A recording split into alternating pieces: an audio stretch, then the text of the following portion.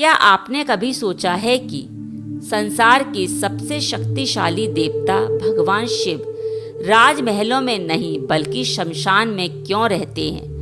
वे शरीर पर भस्म क्यों लगाते हैं, गले में सर्प क्यों धारण करते हैं और क्यों उनका पूरा जीवन हमें त्याग, धैर्य, आत्मबल का संदेश देता है? कहा जाता है कि जिसने भगवान शिव के इन रहस्यों को समझ लिया, उनके जीवन का अंधकार धीरे धीरे समाप्त होने लगता है।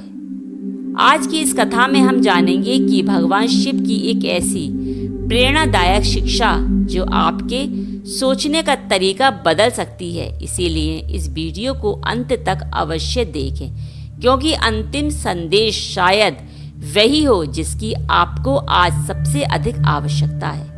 बहुत समय पहले हिमालय की तलहटी में एक युवक रहता था। उसका नाम आरव था। वह मेहनती था, लेकिन हर काम में असफल हो जाता था। धीरे धीरे उसने भगवान को दोष देना शुरू कर दिया। एक दिन उसने निश्चय किया कि वह कैलाश पर्वत पर जाएगा और भगवान शिव से पूछेगा कि उसके जीवन में इतनी कठिनाइयां क्यों हैं। कई दिनों की कठिन यात्रा के बाद वह एक शांत स्थान पर पहुंचा। वहां एक वृद्ध साधु ध्यान में लीन थे। आरव ने अपनी सारी पीड़ा उन्हें सुनाई। साधु मुस्कुराए और बोले, यदि सच में उत्तर चाहते हो तो पहले स्वयं को शांत करना सीखो। भगवान शिव शोर में नहीं, मौन में मिलते हैं। आरव ने वहीं बैठकर ध्यान करना शुरू कर दिया। कई दिन बीत गए। एक दिन उसे ऐसा अनुभव हुआ मानो स्वयं भगवान शिव उसके सामने प्रकट हो गए हों। भगवान शिव ने कहा, बस तुम सफलता चाहते हो लेकिन धैर्य नहीं, तुम चाहते हो लेकिन कर्म स्थिरता नहीं। आरव ने पूछा, प्रभु फिर मैं क्या करूं? भगवान शिव बोले, मेरे जीवन को देखो, मैंने विष भी पिया और संसार की रक्षा भी की। यदि कठिनाइयों से भाग जाता तो सृष्टि का क्या होता?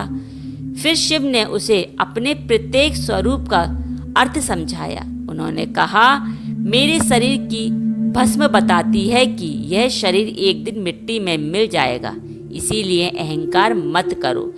मेरे गले का सर्प सिखाता है कि भय पर विजय पाओ, उसे अपने ऊपर हावी मत होने दो। मेरी जटाएं बताती हैं कि शांत शक्ति तभी उपयोगी है जब वे नियंत्रित हो। मेरा त्रिशूल याद दिलाता है कि मनुष्य को अपने मन, बुद्धि और अहंकार पर नियंत्रण रखना चाहिए। और मेरा डमरू यह संदेश देता है कि हर अंत के बाद एक नई शुरुआत होती है। आरव ध्यान से सुनता रहा। महादेव आगे बोले, जीवन में कठिनाइयां शत्रु नहीं होती, वह तुम्हें मजबूत बनाने आती हैं। जिस प्रकार सोना आग में तपकर कुंदन बनता है, उसी प्रकार मनुष्य संघर्षों से महान बनता है। यदि हर बार हार कर बैठ जाओगे तो अपनी शक्ति कभी नहीं पहचान पाओगे। इतना कहकर भगवान शिव अदृश्य हो गए। आरव की आंखें खुली। अब उसका दृष्टिकोण बदल चुका था। उसने भगवान शिव से चमत्कार नहीं मांगा, बल्कि स्वयं को बदलने का संकल्प लिया। वह अपने गांव लौटा, पहले से अधिक मेहनत की, धैर्य रखा, क्रोध पर नियंत्रण किया और दूसरों की सहायता करने लगा। धीरे धीरे उसका जीवन बदलने लगा। लोग उसकी सफलता का रहस्य पूछने लगे तो केवल वह इतना कहता, भगवान शिव ने मुझे सिखाया है कि परिस्थितियां नहीं, हमारी सोच हमारा भविष्य तय करती है।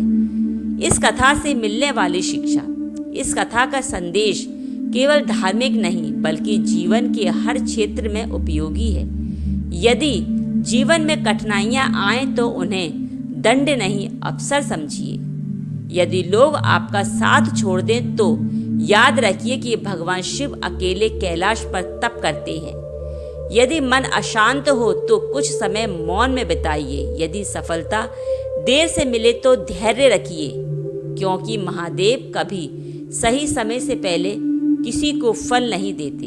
भगवान शिव हमें सिखाते हैं कि सच्ची शक्ति बाहरी दिखावे में नहीं बल्कि भीतर की शांति, संयम और करुणा में होती है। याद रखिए, भगवान शिव केवल पूजा करने से प्रसन्न नहीं होते, वे उस व्यक्ति पर सबसे अधिक कृपा करते हैं जो सत्य के मार्ग पर चलता है, दूसरों का सम्मान करता है और हर परिस्थिति में धैर्य बनाए रखता है। यदि आप भी अपने जीवन में महादेव की कृपा चाहते हैं तो आज से एक संकल्प अवश्य लीजिए। हर दिन एक अच्छा कर्म करेंगे, किसी का दिल नहीं दुखाएंगे और कठिन समय में भगवान शिव पर विश्वास बनाए रखेंगे। यदि यह कथा आपको प्रेरणादायक लगी हो तो इसे अपने परिवार, अपने प्रिय मित्रों और अपने प्रियजनों के साथ साझा अवश्य करें। वीडियो को लाइक करें, चैनल भक्ति अमृत वाणी को सब्सक्राइब करें और कमेंट में श्रद्धा भाव से लिखें ओम नमः शिवाय, हर हर महादेव। इसी के साथ मैं अपनी वाणी को यहीं विराम देती हूँ। महादेव की कृपा आप पर और आपके परिवार के हर एक सदस्य पर हमेशा बरसती रहे। तो इसी के साथ मैं चलती हूँ। हर हर महादेव।